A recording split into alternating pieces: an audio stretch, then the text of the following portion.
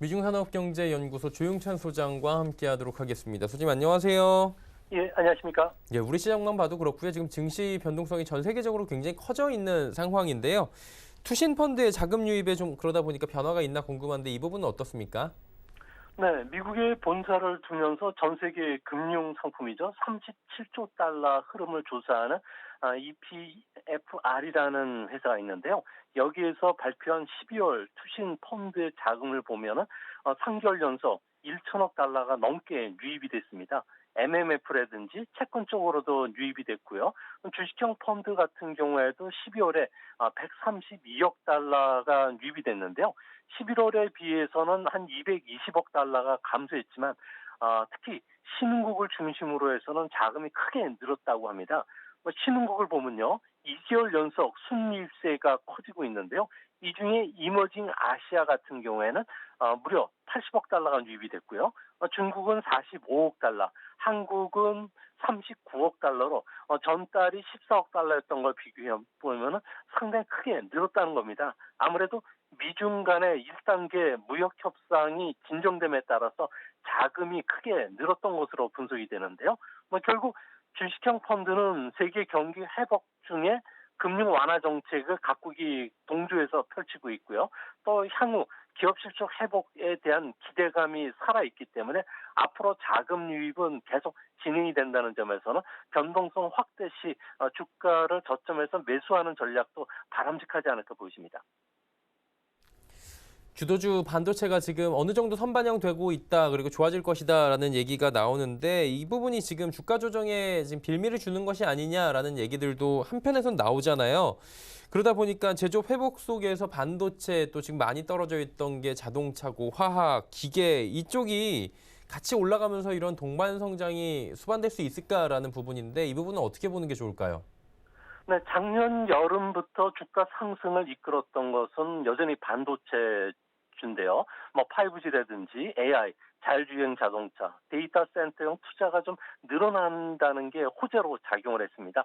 하지만 11월 반도체 매출을 보면은 전년보다 마이너스 10.8%로 바닥은 친 것은 맞지만 회복 속도가 빠르지 못하고 약하다는 겁니다. 이 때문에 일각에서는 제2의 IT 버블이라는 지적을 하는 사람들 때문에 현재 반도체 주가들이 이전보다 강하지 못한 것으로 보여지는데요. 현재 반도체 같은 경우에는 반도체 시장이 회복될 것이라는 기대감이 선반영이 되어 있는 상태입니다. 2017년도부터 18년도에 반도체 상승 랠리를 보면은 데이터용 센터용 투자가 반도체 매출을 폭발적으로 늘렸던 거에 비교해 보면은 현재 주가 조정은 좀 거쳐야 되지 않을까 보이는데요. 다행인 점은 세계 주가와 연동성이 강한 글로벌 제조업 PMI 같은 경우에는 회복세가 뚜렷해지고 있다는 겁니다. 반도체를 중심으로 IT와 관련된 전자부품이라든지 디바이스 업종 같은 경우에는 생산 활동이 현재 활발해지고 있고요. 향후 증시가 계속 상승한다면 반도체가 아니라 이제는 자동차, 기계, 화학의 주가 회복이 필수적으로 따라올 가능성이 크다는 점에서 앞으로 신형 자동차의 교체 수요가 나타난다면 순환매 속에서 주가도 선순환 국면에 들어갈 수 있을 것으로 보여진다는 점에서 자동차와 관련된 모멘텀을 좀 앞으로 좋은 쪽에 해석을 해주시는 게 좋지 않을까 보입니다. 예, 자동차 관련 주들이 조정이 좀 길게 오고 있는데 올해는 조금 긴 안목으로 봐도 될 것 같다라고 말씀을 해 주셨고요. 이제 이란 사태를 좀 여쭤봐야 될 것 같아요. 지금 좀 잦아들긴 했고 이 부분으로 다시 올라왔는데 이게 왜 화해를 못 하는지 배경이 있잖아요. 이 양 국가 간에. 이 배경부터 좀 들어볼까요? 네, 지난 40년간 오랜 숙적 관계를 오바마 대통령 때는 핵 합의로 인해서 어느 정도 개선이 되는가 싶었습니다. 하지만 2018년에 트럼프가 핵 합의를 일방적으로 탈퇴를 하고요. 경제 제재죠. 원유 수출 봉쇄라든지 달러 결제망에서 이란을 퇴출시키면서 상황이 급격히 악화가 됐는데요. 이 때문에 이란이 추정하는 무장 세력이죠. 27일 날 이라크에 대한 로켓 포격으로 인해서 미국인 민간인 한 명이 숨지게 됐고요. 지난 3일에 미군이 이란 혁명대 수비대 솔레이마니 사령관을 이때 이제 드론으로 공격을 했습니다. 뭐 복수를 천명한 이란이 뭐 이라크 주둔 미군 공군기지의 미사일 공격을 감행함에 따라서 현재 어느 정도 그 트럼프가 직접적인 군사 개입은 안 하겠지만 앞으로 다양한 형태의 그 비정규전 형태의 공격이 일어난다면 그야말로 일촉즉발의 상황으로 치달을 수 있는 상황인 것으로 보여집니다. 네, 이번에 사망한 솔레이마니 장군에 대한 이야기도 나오잖아요. 지금 뭐 추도식에 어마어마한 인구가 몰렸다가 뭐 사망자도 나왔다라고 하는데 어떤 인물인지 좀 궁금하고요. 미국 같은 경우에는 지금 비난도 좀 있는 상황이잖아요. 그럼에도 불구하고 제거 작전을 펼친 이유가 궁금하네요. 네, 솔레이마니는 혁명수비대에서 대공작을 담당했던 인물이고요. 아무래도 특수부대인 그 쿠두스 군대를 20년 이상 이끌어왔던 탁월한 군사 지도자로 평가받고 있습니다. 이란에서는 최고 지도자인 하메네이에 이어서 사실상 2인자로 차기 대통령 후보로 꼽힐 정도로 국민적인 영웅이었는데요. 미국 국무부 같은 경우에는 솔레이마니가 이라크에서만 지금까지 608명과 관련된 살해에 관여가 돼 있고요. 또 이라크 주둔 미군에 대한 10회 이상 공격을 감행했던 주범으로 보고 있습니다. 이 때문에 앞으로 미국인의 희생을 미연에 방지시키기 위해서 제거 작전에 나선 것으로 보여지는데요. 미국 같은 경우에는 외교적으로 해결되지 않으면 군사 옵션을 사용할 수 있다는 것을 이번에 보여줬기 때문에 뭐 북한 김정은으로서도 새로운 도발을 억제할 수 있는 어느 정도의 그 충격은 준 것으로 평가를 받고 있습니다. 군사적 충돌이 이제 어느 정도 트럼프 대통령 같은 경우 오늘 새벽 우리 시간으로 새벽 성명을 통해서 군사적 충돌은 피할 것이다라고 이야기를 했지만 이란이 이번 로켓 공격에 이어서 미국과 동맹국들에게 공격을 또 할 수도 있는 상황이다라는 부분은 아예 제로인 게 아니기 때문에 좀 봐야 될 것 같은데 어떤 공격을 만약에 한다면 감행할까요? 네, 어제 그 이란의 최고 지도자인 하미네이 같은 경우에는 13가지 보복 시나리오가 있다고 밝혔는데요. 향후 이제 미국이 경제 제재를 강화하기로 했던 만큼 언제든지 충돌이 벌어질 수가 있고요. 경제 제재를 해제시키기 위해서 이란 같은 경우에는 시아파 무장 세력이라든지 무장 조직 헤즈볼라를 통해서 미군에 대한 군사적 공격도 있겠지만 미국군을 납치해서 대여론전을 펼칠 가능성이 크다는 겁니다. 이렇게 되면 대선을 불과 10달 앞두고 있는 그 트럼프 입장에서는 상당히 그 입장이 난처해질 수밖에 없고요. 또 이란 같은 경우에는 세계 군사력 순위가 14위로 미국을 상대해서 전면전을 일으킬 가능성은 거의 없습니다. 이 때문에 서방의 주요 산업시설이라든지 미국 기업에 대한 대규모 사이버 공격을 감행을 할 것으로 보여지는데요.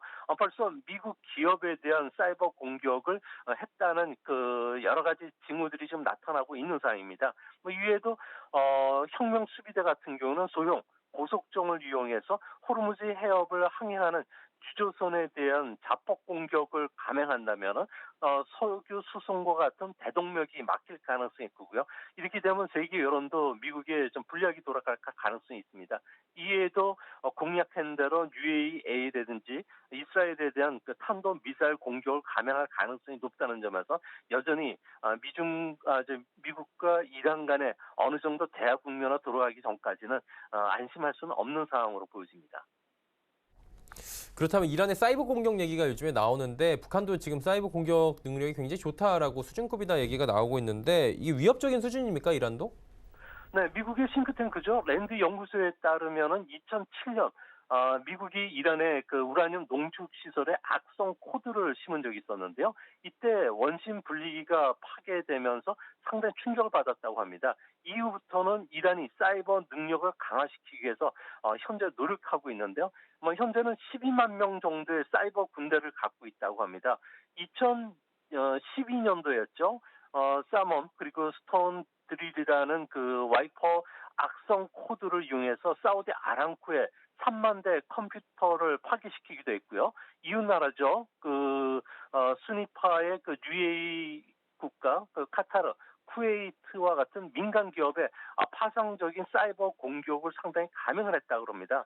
앞으로 뭐 서방의 인프라 시설이든지 민간 기업의 사이버 공격을 갈 가능성이 큰데요. 우리나라가 이란을 둘러싼 미국 동맹국에 가입했다면 우리나라에 대한 사이버 공격도 감행할 가능성이 크다는 점에서 이란의 이 문제도 우리가 좀 눈여겨봐야 될 있지 않을까 생각이 됩니다.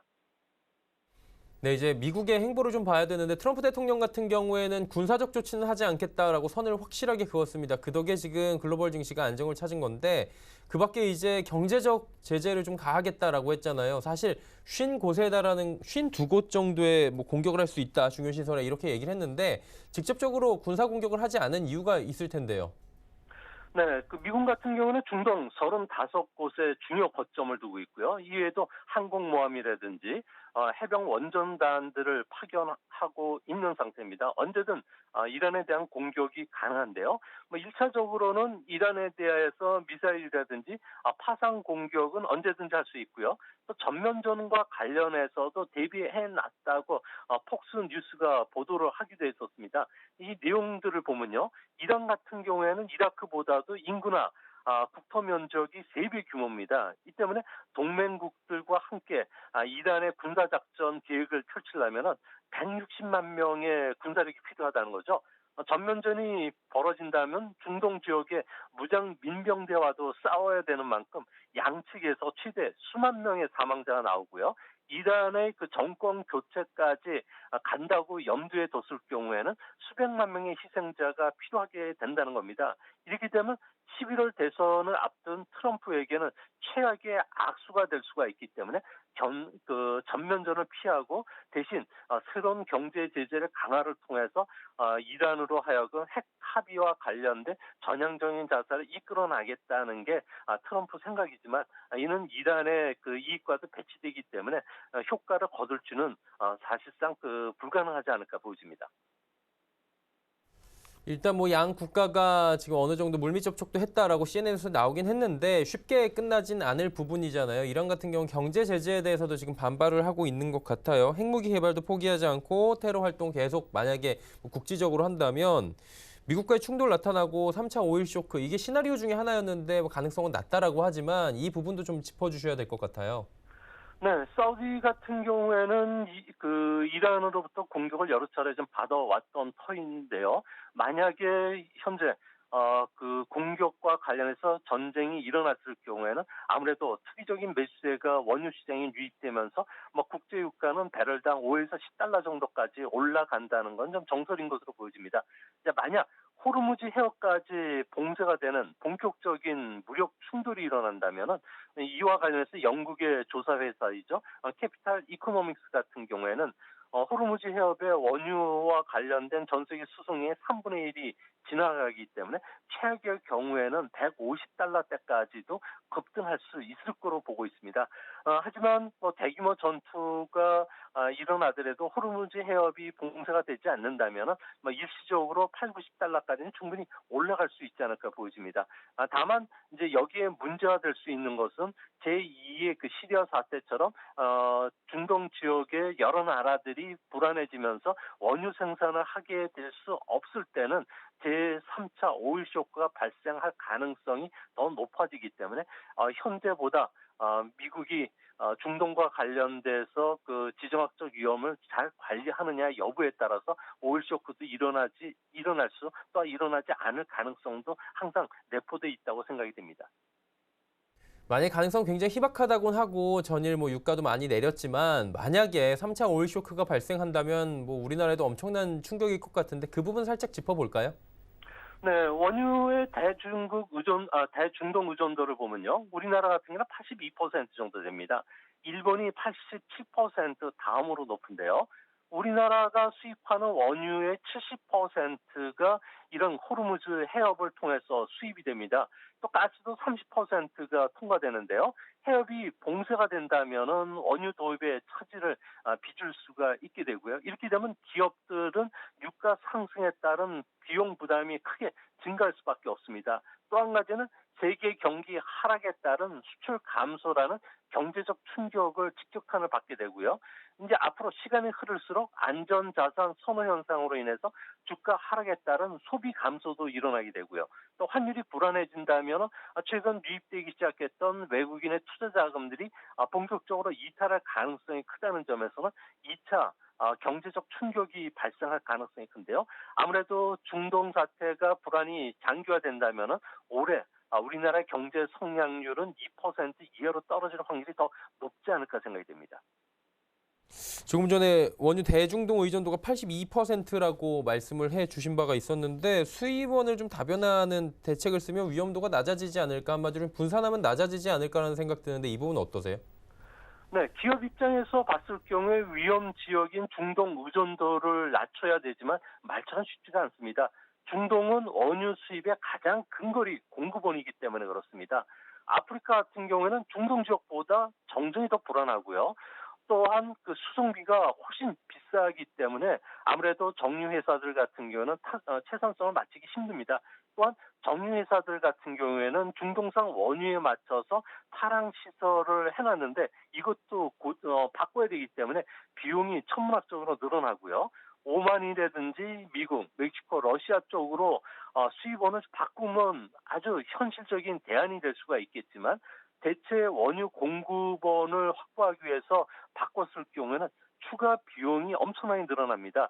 또한 그 슈엘가스 같은 경우에 수입을 한다 그러면 수입 가격이 더 올라갈 수밖에 없는데요. 추가적인 비용이 정유사들이 만만치 않기 때문에 석유 수입 부담금에서 정부가 이것을 좀 감면해 줘야 되는데 아직 그 우리나라 정부가 이렇다 할 대응책이라든지 대안을 내놓지 않고 있기 때문에 기업 입장에서는 수입선을 다변화시킨다는 것은 사실상 현재로서는 불가능하다고 보여집니다. 그리고 지금 뭐 해리 해리스 주한 미국 대사가 한국군에 대해서 호르무즈 파병을 요청을 한 상황으로 저희가 언론 보도를 통해서 들었는데, 강경화 외교부 장관 같은 경우는 반드시 미국과 우리의 입장이 같을 필요는 없다라고 좀 다소 해리스 주한 미국 대사의 말에 대해서 조금 이제 반박을 하는 얘기가 나왔습니다. 이 부분에 대해서 많은 분들이 가야 되나 말아야 되나 지금 설왕설래가 있는 상황인데 이 부분 어떻게 보십니까?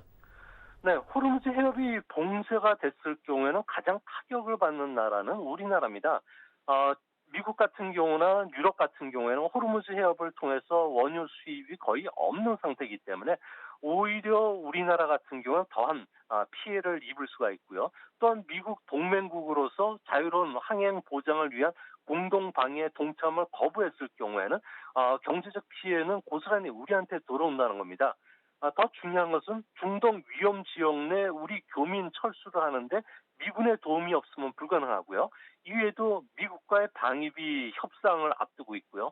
북한과의 경제 협력에서도 미국 정부의 도움을 받아야 되는 상황인데 만약 우리의 그 이익을 위해서 모른 척 할 수도 없는 상황이지 않을까 보여집니다. 이 때문에 파병 규모라든지 시기를 놓고서는 미국과는 물밑 협상에 들어갈 수밖에 없는 상황으로 보여지는데요. 다만 이란이 그 미국에 대한 그 반격에 가당한다면 다른 나라들도 표적이 될 수 있다고 경고했던 만큼 앞으로 만반의 준비를 마치면서 파병도 바람직하겠고요. 또한 유럽 국가들이라든지 다른 나라들이 어떻게 하는지를 봐가면서 우리도 이거와 맞춰서 보조를 맞춘다면 비난을 덜 받는다는 측면에서도 외교적으로 현명하게 대처할 수 있는 전략적인 이익을 찾아야 되지 않을까 생각이 듭니다. 네, 호르무즈 해협 관련 이야기까지 나눠봤고요. 오늘 말씀은 여기까지 듣겠습니다. 고맙습니다.